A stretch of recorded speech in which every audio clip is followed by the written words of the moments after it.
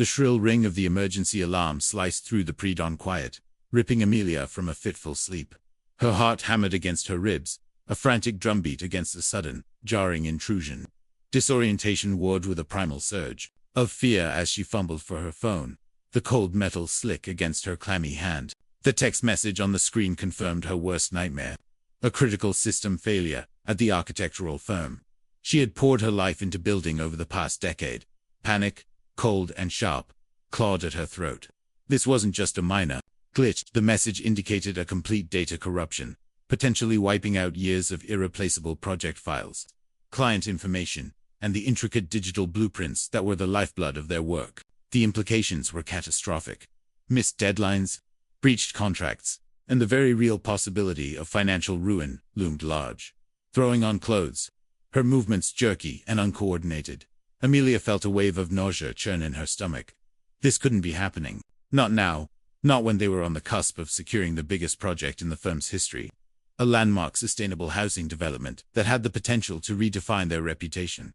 As she sped through the deserted city streets, the rising sun casting long, ominous shadows, anger began to simmer beneath the surface of her fear. How could this have happened? They had invested heavily in data security, implemented redundant backup systems. Someone had to be responsible, and the thought of negligence or sabotage sent a tremor of rage through her. Arriving at the office, the scene was one of controlled chaos. Her small team, bleary-eyed and pale, huddled around blinking monitors, their faces etched with a mixture of disbelief and despair. The IT consultant, a young man named Ben, looked ashen as he delivered the grim prognosis. The primary servers were irretrievably damaged, and the secondary backups seemed to have failed. Simultaneously, the cause was still unknown, a chilling mystery adding another layer to the unfolding crisis. Amelia, usually the calm and collected leader, felt her composure fraying at the edges. The weight of responsibility pressed down on her, a crushing burden. She saw the fear in her team's eyes, the uncertainty mirroring her own. She had to be strong for them, but inside, a maelstrom of anxiety threatened to engulf her.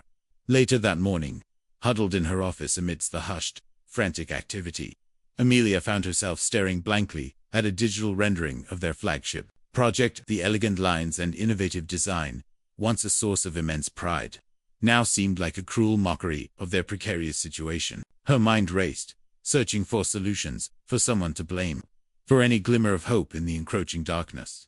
In a moment of despair, her gaze fell upon a framed quote on her desk, a passage from Marcus Aurelius that had always served as a quiet anchor. You have power over your mind, not outside events. Realize this, and you will find strength. The words, though simple, resonated with a profound clarity in the midst of the turmoil.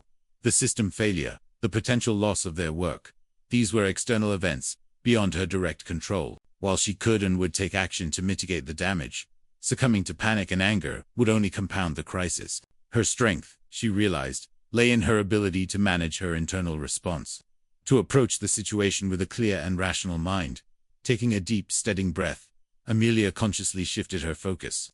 The anger she felt towards the unknown, cause of the failure, the anxiety about the future of her firm, these emotions were valid, but indulging in them would be counterproductive. She needed to channel her energy into finding solutions, into supporting her team, into facing the challenge head-on.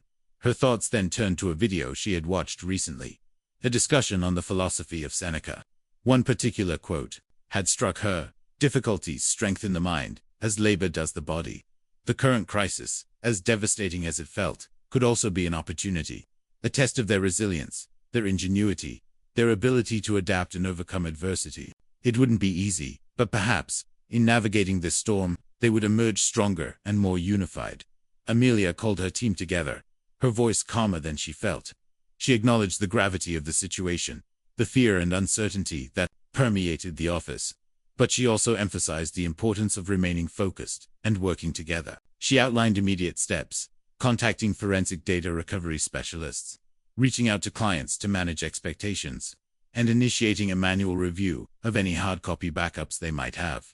The following days were a blur of frantic activity. The team worked tirelessly, fueled by a shared sense of urgency and a renewed determination. Amelia, drawing strength from the Stoic principles she had internalized, moved through the crisis with a quiet resolve. She focused on the tasks at hand, breaking down the overwhelming problem into manageable steps. She listened to her team's concerns, offered support, and made decisions with a clear and steady hand. There were moments of intense frustration, setbacks in the recovery efforts, and the gnawing anxiety about the looming deadlines. But Amelia refused to succumb to despair. She reminded herself that setbacks were inevitable, and that true resilience lay not in avoiding them, but in how they were handled. She recalled another piece of Seneca's wisdom: to bear trials with a calm mind robs misfortune of its strength and burden. Maintaining a semblance of calm, even when the situation felt chaotic, helped to create a more productive and less emotionally charged environment for her team. It allowed them to focus on problem-solving, rather than being paralyzed by fear. Weeks turned into months. The data recovery process was slow and arduous, yielding only fragments of their lost work. The landmark housing project was put on hold, the client understandably hesitant given the circumstances. The financial strain on the firm grew increasingly severe.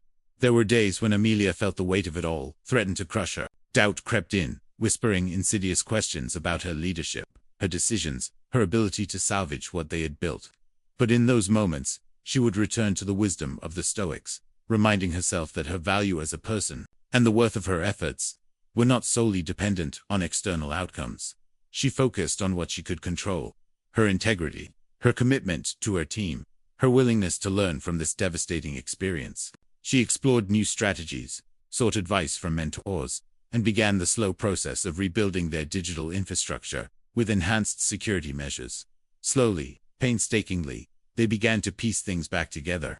Small projects trickled in, offering a lifeline. The team, forged in the crucible of the crisis, was more unified and resilient than ever before. They had learned valuable lessons about data security, communication, and the importance of adaptability.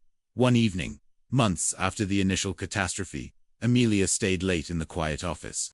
The glow of her monitor illuminated a newly restored project file, a testament to their perseverance. The landmark housing project was still uncertain, but they had secured a significant new contract, a testament to their enduring reputation and their commitment to their clients.